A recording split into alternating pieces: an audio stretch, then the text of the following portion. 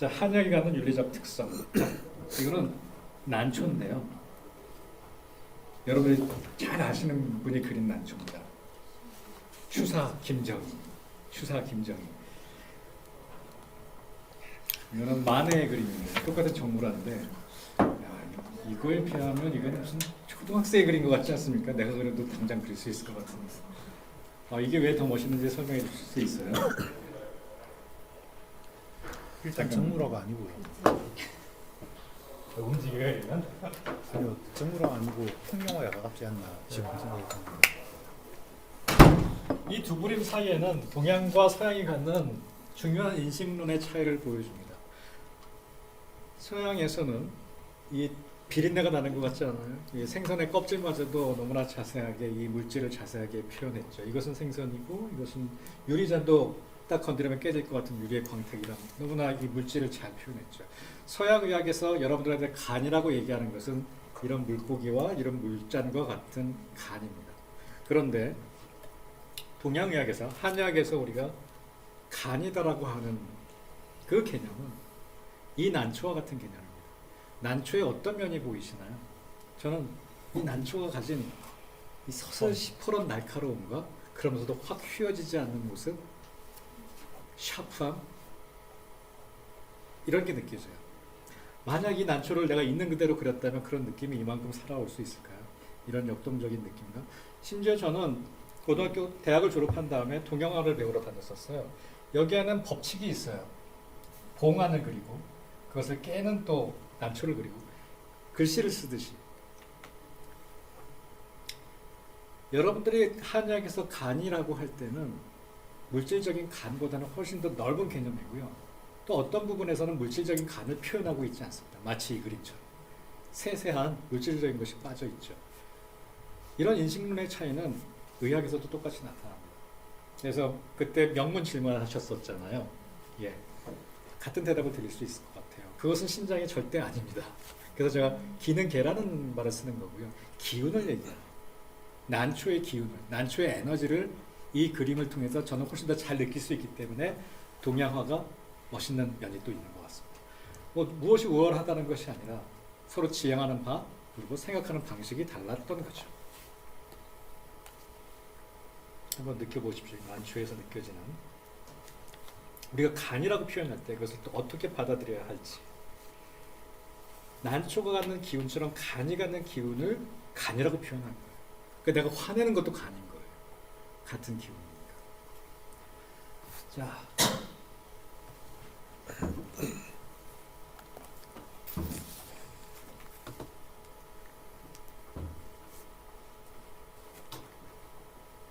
원래 여기서 음악이 나오게 돼 있는데 안 나오네.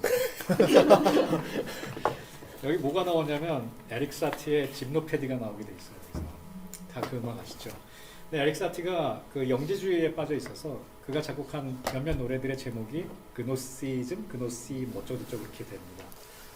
이게 그노시스라는 것은 한마디로 얘기해서 제가 이렇게 얘기할게요. 체험적인, 직관적이며 영감이 주어지는 지식이자 지혜. 자, 우리가 어떤 지식을 알고 싶으면 하나하나 배웁니다. 1 더하기 1을 배우고 그 다음에 어떻게 더하기가 되고 어떻게 빼기가 되고 나누기가 되는지. 그래서 지식이 점점 커지죠. 영지주의적 입장은 숫자를 골똘히 보고 있으면 어느 한순간에 체험적이면서 직관적인 깨달음이 주어진다는 거죠. 우리가 전번에 얘기했던 도노 점수와도 이어지는데요. 동양에서는 이런 도노의 개념들이 굉장히 부각됐었죠. 지리산에 들어가서 가만히 있다 보면 깨우침을 얻고 환자도 그렇죠. 한의학에도 아마 두 가지 면이 다 있을 겁니다. 여러분들이 전통적인 인식론, 하나 위에 하나를 얹고 또 얹어서 집을 쌓듯이 거대한 지식 체계를 완성하는 인식론도 있고 또 어느 순간에 체험적이고 직관적으로 깨닫는 방법도 분명히 있을 겁니다. 자, 이거는 강신익 선생님의 책에서 나온 말인데 이렇게 설명합니다. 서양의학과 동양의학이 사물과 현상을 대상화, 객체화하는 인지적 방식. 이건 무슨 말이냐면 그 유리잔과 생선이 객체가 된 거죠. 나는 거기서 디태치돼서. 의학에서도 하우스를 보면 환자는 의사와 디태치 돼야죠. 거리를 지켜야 되고 나는 거기 인발브 되면 판단을 흐리게 되고 그 사람을 느끼고 사랑하고 그러면 안 되죠. 미워하거나. 그래서 디태치 되는 게 굉장히 중요한 방식이었죠. 그런데 다른 하나는 주객을 분리하지 않고 주체가 대상에 직접 참여한다. 이건 무슨 말이냐면 환자가 의학으로 연결시키면 환자와의 관계 속에서 치료 행위가 일어난다는 겁니다. 그래서 내가 떨어져서 치료하는 대상으로 볼 수 있는 것이 아니라 내가 환자와 직접 참여하는 그 체험 속에서 일어나는 그 깨달음, 그 이해, 이것을 영지적 방식이라고 합니다. 실제 그노시즘이라 그러면 기독교인들한테는 굉장히 안 좋은 말이에요. 그 이단이었죠. 왜냐하면 그노시즘을 따르던 사람들은 전통적인 신앙의 교리를 따르지 않고도 자기 깨달음을 통해서 신앙을 마음껏 해석할 수 있었거든요. 그 신비주의에 빠져. 지식의 권위는 그것을 말한 사람의 암과 삶 그리고 실천 행위로부터만 오지만 고대 그리스도인들에게는 알려진 사실로부터 새로운 사실을 설명하는 논리적 정합선이 기준이 된다. 자, 이것도 쉽게 설명드리면 고대 중국인들 한의학에서는 지식의 권위가 지식이라는 것이 그 사람의 암과 삶 그리고 실천 행위 그 사람의 성품을 통해서 나타나지만 그러니까 손사막이나 장준경이나 허준의 지식을 책으로 전달할 수가 없었던 겁니다. 한계가 있었던 거죠. 마치 난초 그림을 보고 그 난초의 모습을 다 상상해야 되는 상황이 된 거죠. 여기서 고대 그리스도인들이라고 표현한 것은 다 전반적인 그리스인을 말하는 거고요. 그리스인들을 말하는 거고요. 아리스토텔레스의 그런 통합적인 그 윤리학과는 좀 다른 설명이죠. 그러니까 현대 의학을 보편적으로 얘기하는 거고, 그러니까 알려진 사실로부터 새로운 사실을 설명하는 정합성, 그것이 논리에 맞는가? 그러니까 아리스토텔레스식으로 얘기하면 로고스만을 얘기하는 거예요. 논리에 맞는가? 근데 동양의학에서 고대 중국인들은 암과 삶, 실천 행위가 모두 뭉뚱그려서 하나의 지식이라는 것으로 표현이 된다. 우리가 알고 있는 텀이랑 너무 다르죠. 우리는 지식이라고 하면 계산할 수 있는, 퀴즈 대회에 나가서 정량화할 수 있는 그런 지식인데 우리가 한의학에서 배우는 지식은 그런 지식이 아닙니다. 이러한 인식론의 방식, 난초를 보고 정물화를 받듯이 사람의 몸에 대해 객관적인 지식을 가지고 있는 사람이기보다는 그 지식을 내재화한 도덕적인 행위 주체로서 표상된다, 이미지화된다.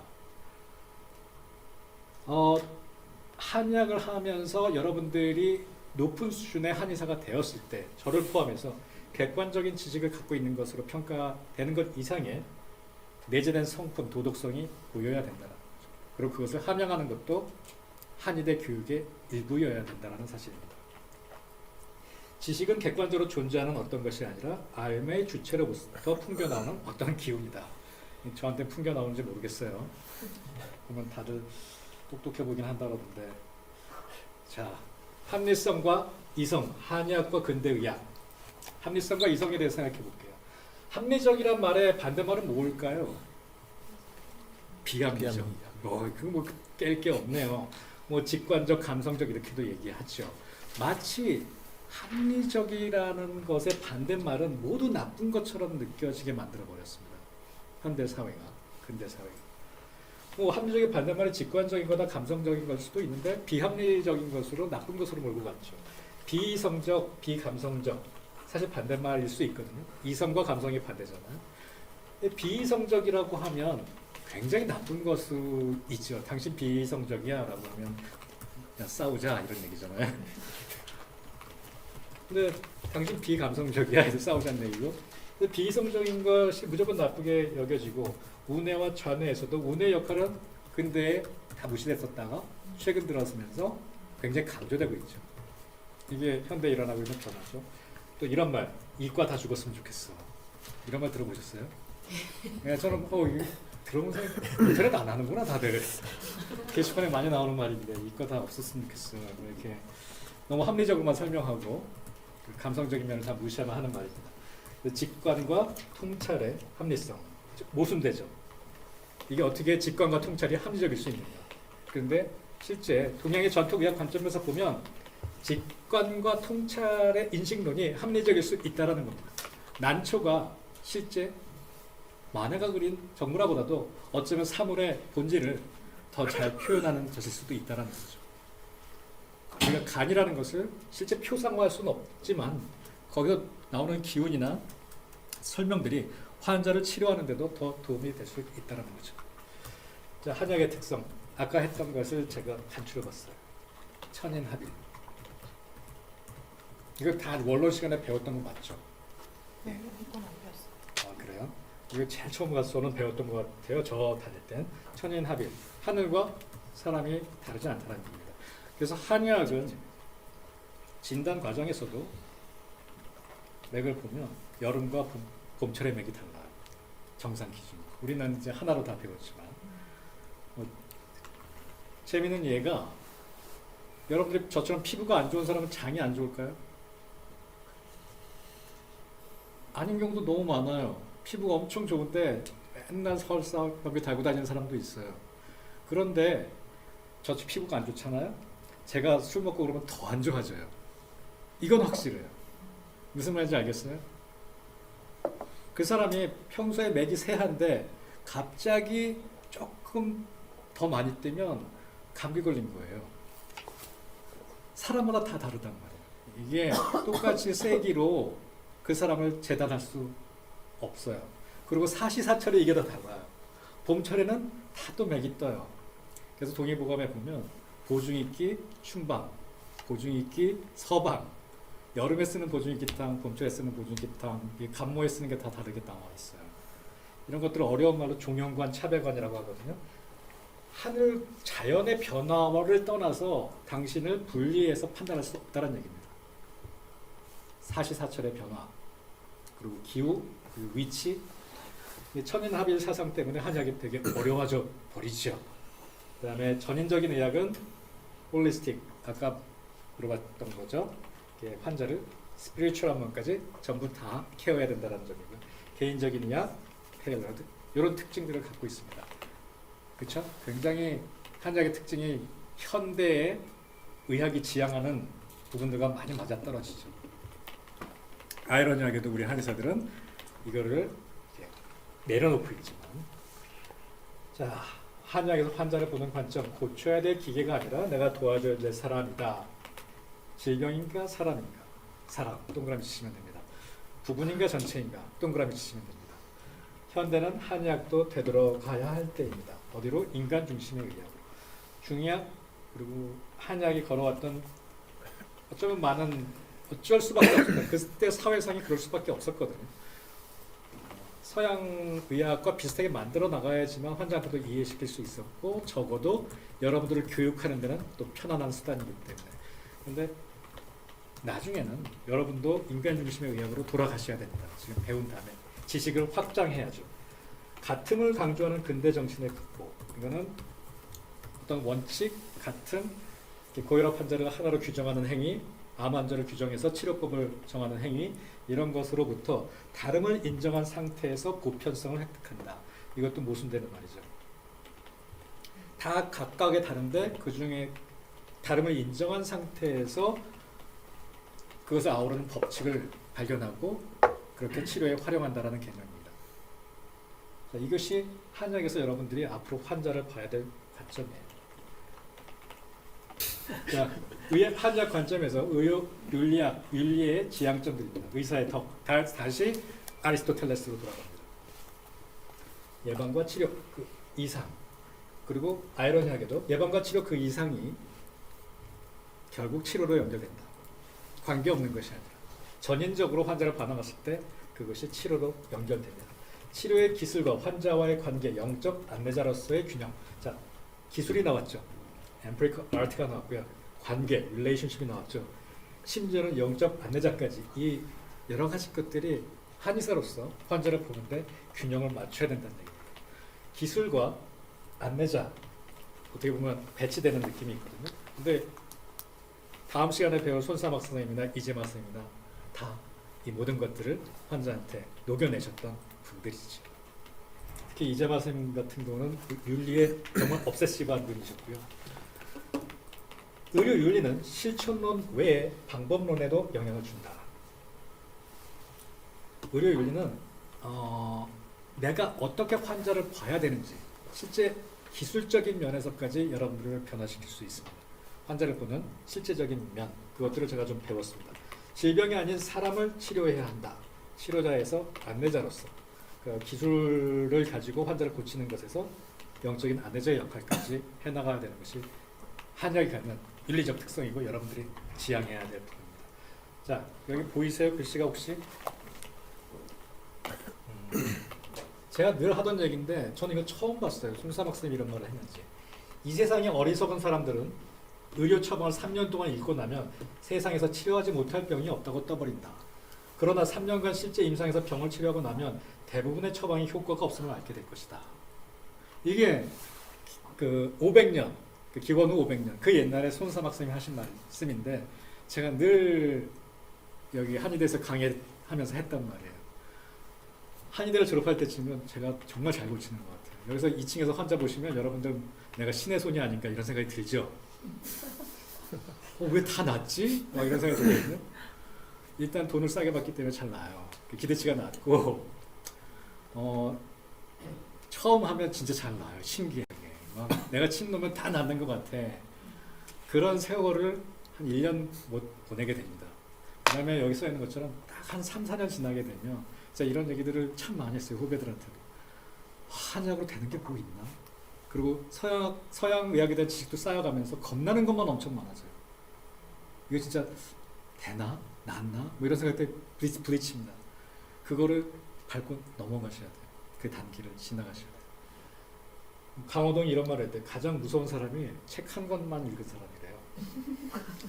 무서울 게 없어요. 책 한 권만 읽으면. 모든 게 한의학도 여러분들이 시험 보니까 이거 당장 해야 되지만 다양하게 많은 한약들을 접해 보셔야 되고 많은 고전들을 또 읽어 보셔야 됩니다. 그 의림개책도 선생님이 나중에 읽을 날이 올 겁니다. 지금은 아니지만 자 이런 여러 가지 특성들이 있는데 제가 보내드린 논문 동양정통 사상과 현대 의료윤리에 나오는 말입니다. 도덕적 인격을 강조하였다. 그 다음에 의료행위에 대해 강조하였다. 손사막 선생님의 그 기술에 나오는 원칙들이거든요. 어떻게 배치되죠? 도덕적 인격과 의료행위. 그러니까 공부도 엄청 많이 해야 되고 기술도 쌓아야 되고 그다음에 도덕적 인격도 쌓아야 된다. 넘어갈게 하면 나중에 읽어보십시오. 여기 보면 의사의 오만성과 권위적인 태도를 경계하였다. 저를 보면 되게 오만했을 것 같지 않아요? 실제 저는 환자 볼 때 무지하게 오만했던 사람입니다. 지금도 좀 그런 면이 있을 것 같은데. 자, 동양의 정리해요. 이제 끝났습니다. 동양의 의료윤리란 단순히 의료 행위와 관련한 윤리적 측면을 다루는 것이 아니라 인간과 자연이 일치하는 삶, 천인합일, 전인의학 그 두 개를 얘기하는 겁니다. 윤리적인 삶이 바탕이 되는 건강한 삶을 위한 원리와 내용을 모두 다루고 있다. 동의보감, 황제내격, 주역 등 동양의학에서 신체의 건강을 유지하는 기본 의학적 정신과 유교, 도교의 신성론, 유교를 바탕으로 한 것이 이재만 선생이고요. 도교를 바탕으로 한 것이 허준우 선생님이나 손사막 선생님이 갖고 있는 수양론입니다. 좀 차이가 나죠. 보통 유교를 신성론이랑 연결했고 도교에서 나온 것들을 수양론이라고 했습니다. 동양 윤리학에서의 마음 수양, 즉 윤리적 정신을 통한 신체 건강 유지의 내용을 통해 동양 윤리학의 윤리 사상을 엿볼 수 있습니다. 이걸 한번 엿봐 보죠 다음 주에. 근데 뭐 대단한 건 없어요 사실. 다 우리가 다 아는 내용들입니다. 동양의학에서는 몸의 건강을 강조하고 동양윤리학에서는 마음의 닦음, 즉 수양을 강조합니다. 따로 떼어놓을 수 없습니다. 의학을 통해서 몸만 건강해가 해도 부족하고 마음만 닦아도 부족합니다. 이 둘을 통합해야 건강한 삶을 바람직하게 살 수 있습니다. 이것이 동양윤리의 특성이죠. 내용에는 하늘과 인간의 조화, 천인합일, 그리고 동양사시에 따른 생활의 변화, 이것도 다 천인합일을 설명하는 겁니다. 사시에 따른 변화, 그다음에 자연에 좋아하는 것, 최근에 뭐 환경 문제 모두 다 마찬가지로 해석될 수 있고요. 이에 따라 살기 위한 윤리적인 측면, 실천적인 측면, 그러니까 수기, 자신을 수양함, 자신을 갈고 닦음, 욕심을 제거하는 것, 감정을 조절하는 것. 사실 이렇게 하면 건강해지지 않겠습니까? 형신조화, 당위의 생활 등 실천적인 면이 있다. 이 실천적인 면들을 어떻게 옛날 선생님들이 주장하셨는지 다음 주에 한번 봅시다. 동양 윤리학에서 사람이 자연의 이치에 따라 수신하며 욕심 없이 살기를 강조합니다. 인간의 마음이 불편한 것은 욕심에서 오는 불안과 초조감이며 이러한 욕심이 무엇보다도 의롭지 못한 것일 때 더더욱더 인간은 불안전해지고 암도 생기고 소갈병도 생기고 근데 그게 암 생기거나 소갈병 생긴 사람이 나쁘다는 얘기가 전혀 아니에요. 거기 영향을 준다는 거죠. 저도 당뇨가 분명히 있을 것 같거든요. 저희는 유전적으로 다 있어요. 이 가운데 인간의 몸은 병들게 되는 것이다. 이 점에서 감정을 적절히 조절하는 것이 중요하며 이를 통해 치인, 그 감정을 조절하고 안내하고 치인 사람을 고치고 남을 사랑하고 배려하고 다스릴 것을 강조합니다. 이것이 동양 윤리학의 특성이죠. 현대인이 건강하고 행복하게 사는 문제는 윤리적으로 사는 것이다. 되게 뻔뻔하죠. 제가 계속 주제로 삼았던 겁니다. 이제 와서 얘기하는 거기도 하고. 의학적으로 건강하게 사는 것이 또 윤리적으로도 건강하게 사는 것이다. 거꾸로가 다 성립한다는 것이죠. 저는 여기다 한마디 더해서 윤리적으로 잘 운영하는 것이 돈도 잘 버는 길이다. 그런데 떼돈을 버는 사람이 다 윤리적이라는 건 절대 아니에요. 그 사람들은 되게 비윤리적인 사람들이 많습니다. 근데 내가 윤리적으로 잘 사는데 못할 일은 없어요. 왜냐하면 근면성실하니까. 인간의 건강하고 행복한 삶은 단편적이고 전문적인 의학적 부분만으로 해결할 수 없고 인간의 윤리적인 삶이 뒷받침되어야 합니다. 이것도 제가 첨부해 드렸으니까 한번 읽어보시면 좋겠습니다. 자, 실천사항. 환자를 보기 위한 지식과 기술. 그러니까 이 말은 뭐냐면 쉬운 말로 풀어서 열심히 공부하세요. 그래서 이 소피아, 지식을 함양하십시오. 이것이 윤리적인 겁니다. 두 번째, 수양론적 윤리사항, 덕성을 기르십시오. 에티카, 뭐였는지 기억하세요? 습관, 에티켓. 에티켓이 사람을 만듭니다. CNT를 하나 하는 것도 굉장히 좋은 윤리적 습관이에요. 이 관점에서. 여러분이 아래태로 나가는 길이에요. 어제 들은 뉴스에 미국에서 한 의사가 수술방에서 자기 환자들을 CNT를 제대로 안 지키는 거예요. CNT가 아니지 거기엔. 그 세니터리 프로시저를. 그래서 환자들이 일부는 죽기도 하고 일부는 재수술을 받기도 하고 이런 일이 몇 년 동안 있었던 거예요. 근데 그거를 나중에 알게 돼서 이 사람은 지금 재판받고 있어요. 이게 윤리와 떨어진 것 같지만 여러분들이 CNT 하나하나 지키는 것도 다 에티켓을 지키는 에티카, 아레테로 이르는 길입니다. 습관을 계속 좋은 습관을 만들어 나가셔야 돼요. 침 놓는 거. 침 놓을 때도 제가 늘 이렇게 해서 침 놓지 마라. 너 머리 깎아주는 미용사가 이러고 네 저쪽 머리 잘라주면 좋겠냐? 똑같은 거예요. 여러분들이 허리를 숙여서 이렇게 침을 놓는다는 거예요. 걸어가서 내 눈 아래로 놓고 침을 놔야 돼요. 이런 것들이 다 좋은 에티카. 매너가 좋은 의사를 만들죠. 환자의 관계 기술. 환자랑 어떻게 소통할 것인가. 여러분들이 함양해야 될 기술입니다. 이런 거 가르치면 이런 거 다 아는데 라는 반응을 늘 얻어야지. 환자의 관계 어떻게 해나갈 것인지. 에토스, 로고스, 파토스가 다 같이 이루어져야죠. 환자를 설득하기 위해서. 이게 아리스토텔레스가 얘기한 너가 웅변으로 사람들을 설득하고 싶다면 이 세 개가 삼각형을 이루어야 된다. 환자는 똑같습니다. 환자를 이끌어주는 능력도 필요합니다. 환자가 컴플라이언스가 없어. 나는 굉장히 뛰어나고 지식도 많은데 환자가 따라오지 않는다면 그 지식을 써먹을 일이 별로 없습니다. 고민하셔야 되고 함양하셔야 됩니다. 환자랑 관계하는 기술, 환자를 이끌어주는 능력. 내 말 듣고 고혈압을 잘 치료할 수 있고 비만을 잘 치료할 수 있어요. 내가 환자를 잘 끌어갈 수 있다. 환자의 개인의 최선을 판단할 수 있는 능력. 이거는 프로네시스, 실천적 지혜. 프리시전 메디슨 똑같죠. individualized medicine. 그 환자한테 정확한, 그러니까 보편적인 책에 나오는 것이 아니라 그 환자의 가장 중요한 부분을 찾아서 치료할 수 있는 지혜가 필요하고 최선과 최소 윤리 사이의 갈등을 해결할 능력도 필요합니다.